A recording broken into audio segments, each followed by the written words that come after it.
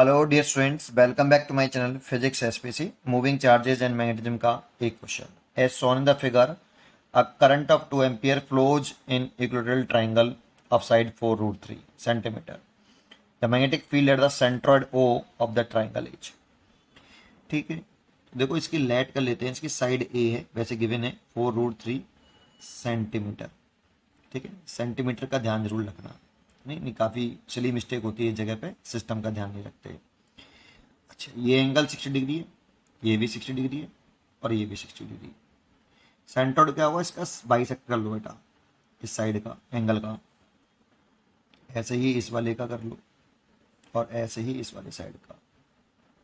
ऐसे इस वाले पॉइंट पर मैग्नेटिक फील्ड पूछ रहा है, तो इसमें जो फॉर्मूला यूज हो रहा है ना, इसमें 3 फाइनाइट स्टेट वायर हैं, ए बी सी। एक बी सी ए और ए बी। तो finite current carrying straight wire हो, finite current carrying straight wire की वजह से जो फॉर्मूला है वो हमें लर्न होना चाहिए। बस इतना ही कंसेप्ट है, इसमें अंडरस्टैंड निकालना आना चाहिए। 2 चीज़ें आनी चाहिए, थोड़ा सा इसी पे कंट्रोल कर लो, फिर कुछ नहीं। ये कोई finite state current carrying wire है और इसमें करंट है आई। इस पॉइंट पर मैग्नेटिक फील्ड पूछ रहा है, पी पॉइंट पर। इस पी पॉइंट पर मैग्नेटिक फील्ड का फॉर्मूला होता है B equal to mu naught upon 4 pi. Current अगर आई है तो आई लिखिए ओवर पी पॉइंट से वायर पर परपेंडिकुलर ड्रॉ करिए।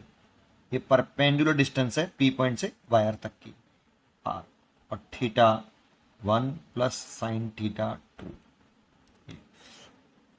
इस पी पॉइंट को वायर के एंड से ज्वाइन करने वाली लाइन और परपेंडिकुलर डिस्टेंस है इसके बिटवीन एंगल होता है थीटा 1। और दूसरे एंड को ज्वाइन करने वाली लाइन और परपेंडिकुलर से मेजर एंगल है ये एक, बट एक क्लॉकवाइज है और एक एंटी क्लॉकवाइज। दैट मीन्स ये दोनों एंगल परपेंडिकुलर से अपोजिट होते हैं, अपोजिट डायरेक्शन में होते हैं। इनका सेंस ऑफ रोटेशन अपोजिट होता है, इस बात पर भी ध्यान रखना है।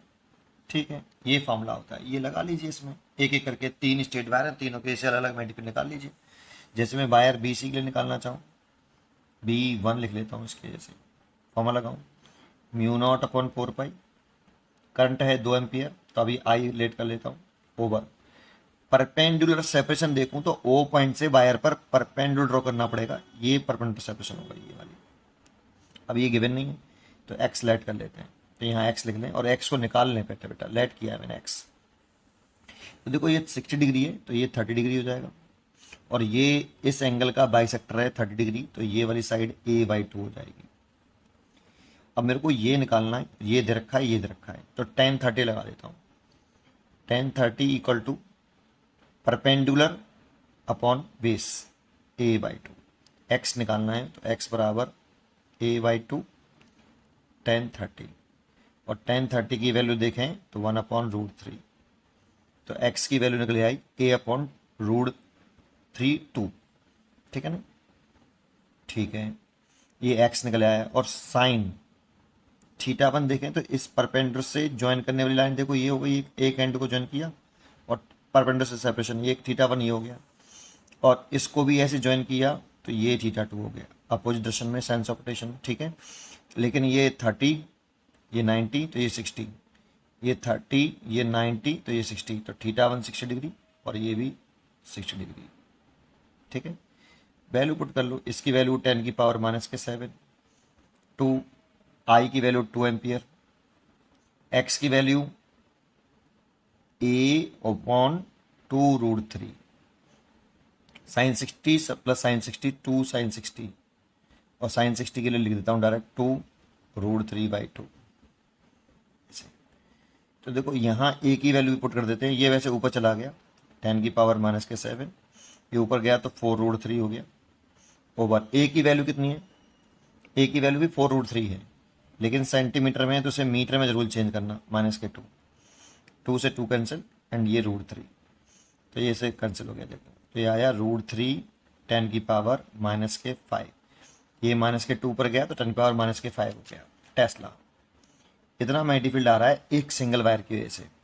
अब इसकी डायरेक्शन निकाल लो, तो राइट हैंड पाम रूल लगाइए, तो कंट्री की डायरेक्शन में finger, thumb sorry country direction में थंब, और फिंगर टूवर्ड द पॉइंट्स, उस पॉइंट की तरफ जिस पॉइंट पर मैग्नेटिक फील्ड निकालना है, पाम के परपेंडिकुलर बाहर की तरफ मैग्नेटिक फील्ड की डायरेक्शन। ठीक है, तो बाहर की तरफ आया मैग्नेटिक फील्ड। अब एज ए सिमेट्री है बेटा इसमें, ये परपेंडिकुलर सेपरेशन सेम आएगी और एंगल भी 60 डिग्री आएंगे, कोई चेंज नहीं है। तो इसके से भी मेड फील्ड इतना ही आएगा। ड्रेसन चेक कर लो बस केवल, आउटवर्ड है और आउटवर्ड है, ठीक है।